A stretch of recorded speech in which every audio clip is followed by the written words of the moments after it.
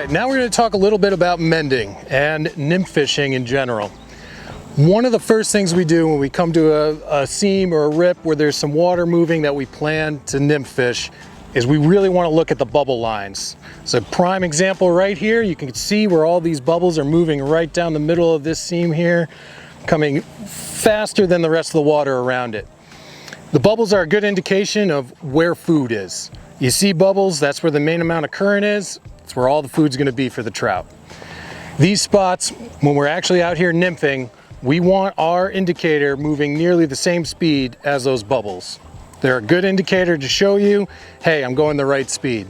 If this fly is moving faster or slower than the water around it, the fish are going to know that that's not a real insect. It's nothing that they actually want.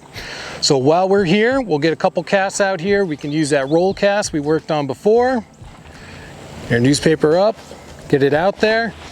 So as you can see, as this is going down the middle of the bubble line, our line is moving forward faster than the indicator itself.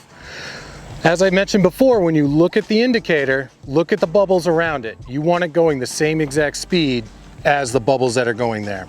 So when we actually get this fly out there, we see our indicator. One of the things we notice is this line is pulling down faster than the actual indicator itself. This is where the mend's going to come into play. So when we do a cast out here, the first thing we're going to do is get a nice little mend where we actually flip the line forward so it's not holding up that indicator anymore and it's going the same speed as the water. Mending is different depending on where on the stream you are. Sometimes you'll actually be mending downstream if you're trying to speed up that fly to keep it moving the same speed as the water. Where we are right here today, you can see I'm in slower water right now. The current's going a little bit faster, so we want to mend upstream.